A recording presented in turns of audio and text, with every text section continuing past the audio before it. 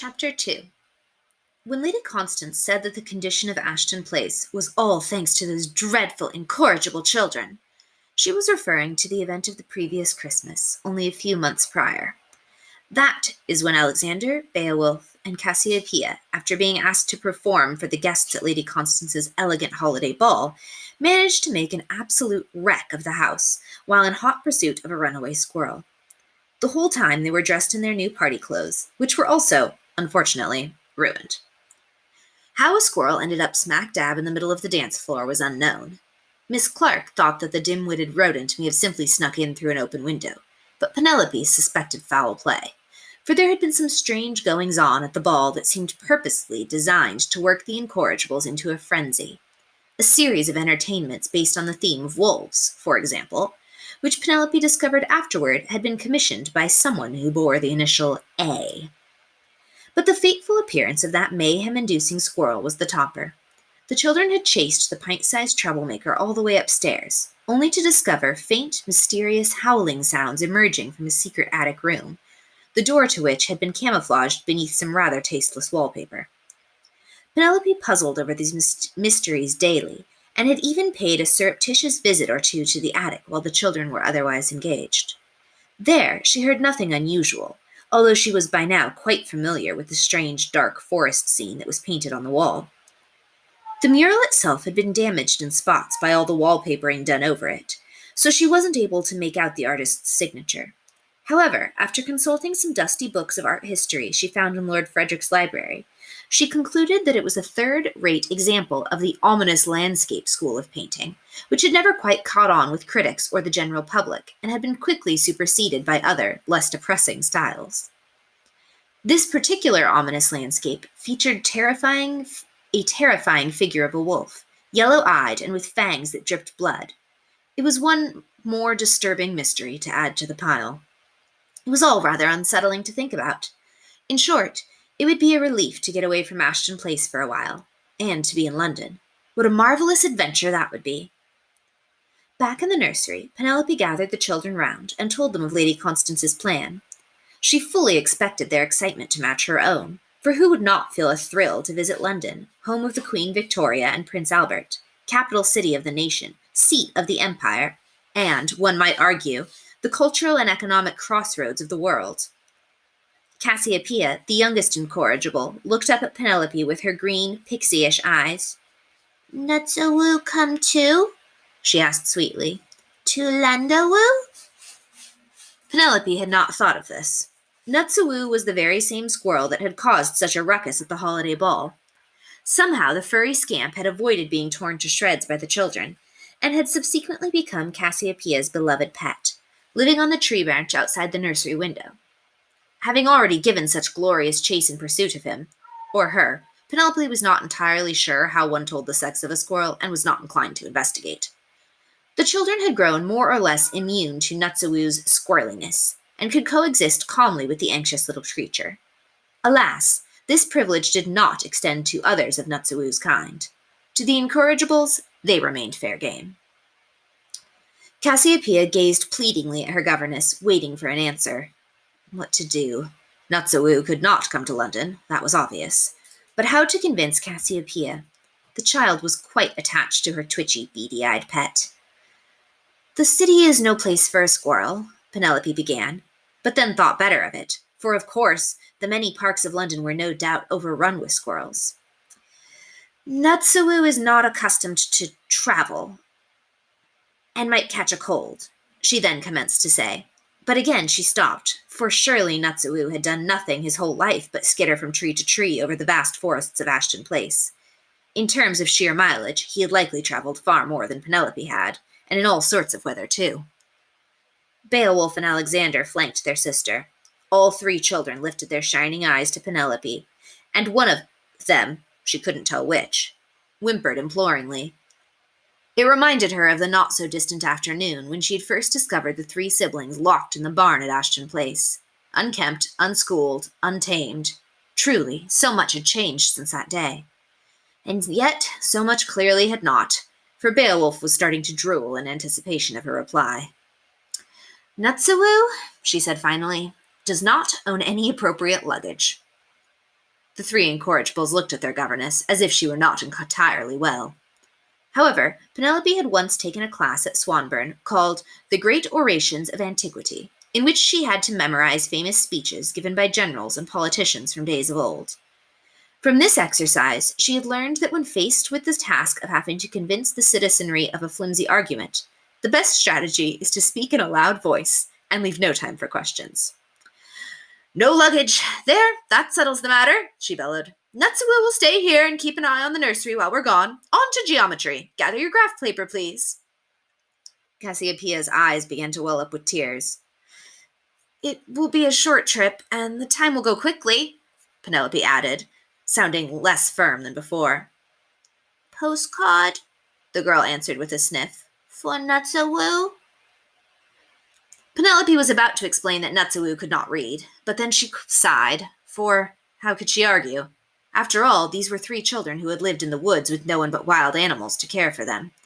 If they could be taught, by patient repetition and the judicious use of treats, to live indoors, eat cooked food, liberally doused with ketchup, of course, appreciate the rudiments of poetry, and even perform complicated dance steps, as the Incorrigibles had already impressively done, who was to say that dear Natsuo, somewhere in the shallows of that simple, frantic squirrel brain, might not appreciate receiving a picture postcard from London? The naughty furball might even write back, for all Penelope knew. "Of course we'll send postcards to Natsuo, and we shall bring him back a present as well. In fact," she went on, with the instinctive knack every good governess has for turning something enjoyable into a lesson, and vice versa, "I will expect all 3 of you to practice your writing by keeping a journal of our trip so that Natsuo may know how we spent our day. Why, by the time we return, he will think he's been to London himself. He'll be the envy of all his little squirrel friends," she declared. Penelope had no way of knowing if this last statement was true. Could squirrels feel envy? Would they give 2 figs about seeing London?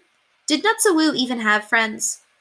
To seriously consider the answers to these questions would require Penelope to do something called going off on a tangent, which is another way of saying to stray from the subject at hand. To go off on a tangent is always a risky maneuver, for once one has gone, it is often surprisingly difficult to find one's way back. Penelope knew better than to let this happen, so she simply stood her ground and waited. Luckily, it took only a moment for her statement about Natsuo to have the desired effect on the children. "Pictures?" Beowulf asked. Beowulf loved to draw and had a real talent for it, too. "Yes, you may include pictures in the journal." Fearing she was making the assignment too easy, Penelope added, "But the captions must be written in French. Now, that's quite enough discussion, for 10 parts talking is half as much as 1 part doing, as Agatha Swanbourne used to say. Never mind about the graph paper. We shall study geometry by calculating the volume of our suitcases and organizing our packing accordingly." The children eagerly obeyed and gathered their possessions into neat piles, which they proceeded to measure. Alexander jumped on his pile and knocked it over a few times before settling down to work, and Beowulf had a tendency to gnaw on his ruler, but not to the extent where it threw off his arithmetic. Cassiopeia, though the youngest, was a whiz at math, and easily finished before her brothers. All the while, Penelope heard the 3 of them murmuring to one another in funny little grunting sounds, which she assumed constituted their efforts to learn some French in time for the trip. She hardly expected them to do so, as they were still getting accustomed to expressing themselves in English, as opposed to barks and howls. But the challenge would help keep them occupied, and she sincerely hoped, far away from trouble. "I tell you, Miss Lumley, it was just like watching one of those Spaniards in a tight suit and funny hat, the ones who get in the ring with a crazed bull and cry 'Toro, Toro' while waving a red blankie around." Miss Clark used her large apron, conveniently stained cherry red since she had recently baked a pie, to demonstrate. "Toro, Toro," she exclaimed, "except this time Lady Constance was the Minotaur, and Lord Frederick was the bull, should you pardon my expression." "I believe you are referring to Matador," Penelope helpfully corrected. Miss Clark didn't seem to pay her any mind. She was too busy relishing her own performance, a dramatic reenactment of the negotiations between Lady Constance and her husband, in which the lady informed Lord Frederick that he needed to lease a townhouse in London at once.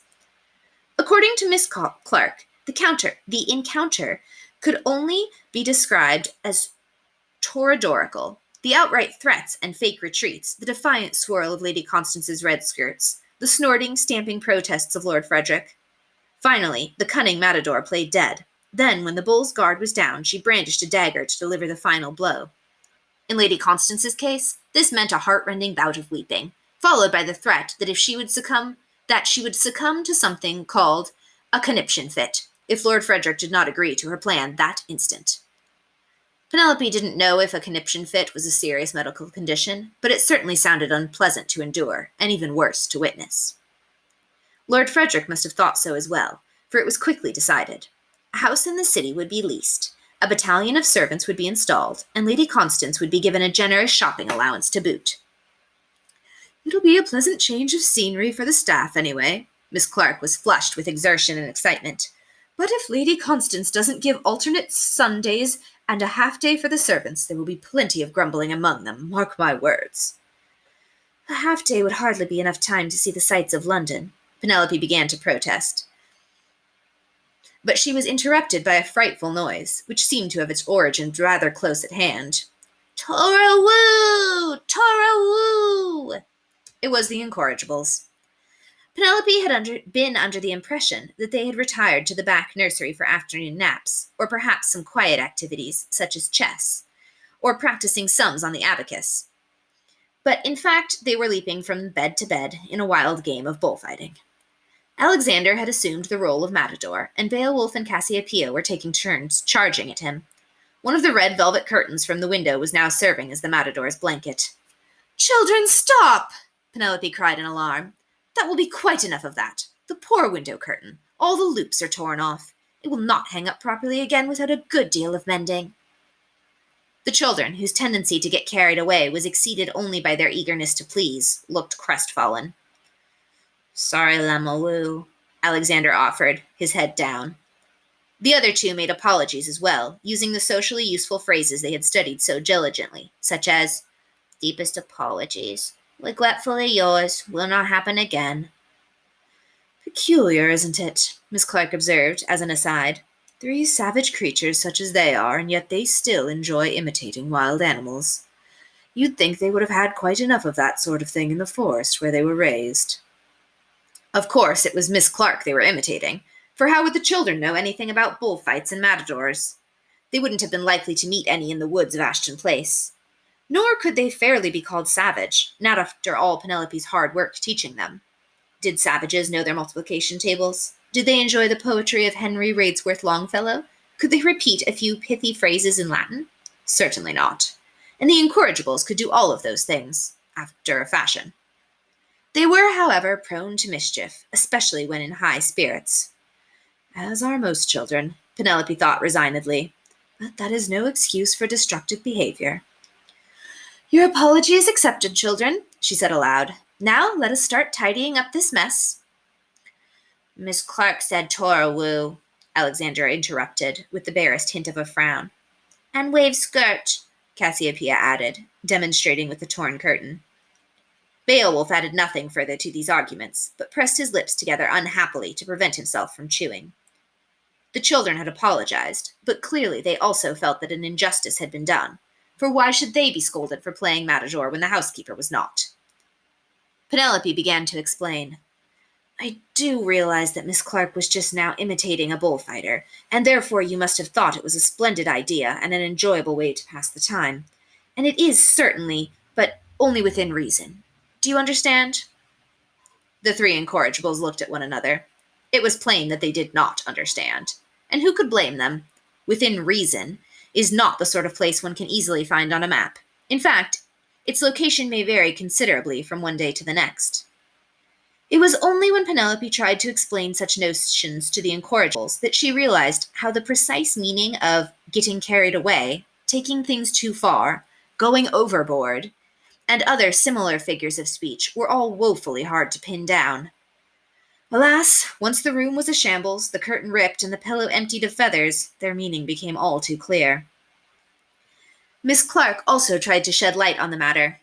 "It's true I was saying Toro, but only to describe to Miss Lumley something that happened between our master and mistress, so I wasn't playing bullfighter at all, you see. I was telling a story. It's a whole different business." "Metaphor?" Cassiopeia inquired. Minotaur, silly. Miss Clark patted the child indulgently on the head. Aren't you a bright little thing, though? Penelope felt that the time had come to put stop to this conversation. Never mind, children. Your apologies are accepted. Now make up your beds, just as they were before you started playing Matador. And fold up the red curtain neatly so I may give it to Margaret to be sewn. If you can get all that done and settle yourselves calmly in your chairs near the hearth within, say, 90 seconds, she took out a pocket watch to mark the time, I will read aloud to you. As the children scrambled to do as they were told, Penelope reached into her apron pocket and withdrew a small volume. My former headmistress, Miss Mortimer, has sent us a guidebook describing all the important sights of London. It shall provide us with excellent preparation for our trip. Sights and sounds are very well, but I prefer a nice lady's hat shop myself, Miss Clark said, with a dreamy look on her face. And a confectioner's. A bit of money in hand and half a day off alternate Saturdays. That's all the preparation I need. Whether Miss Clark was truly in need of a confectioner's shop was a matter of opinion, but Penelope was too busy timing the children to comment. 88, 89, 90. Well done. Now, come sit down and let's begin. Hicksby's lavishly illustrated Guide to London, complete with historical references, architectural significance, and literary allusions, she said, reading off the cover. What a marvelous gift. Allusions! The Incorrigibles howled in agreement. Then all four eager pupils, for Miss Clark secretly liked to be read to as well, gathered round to listen.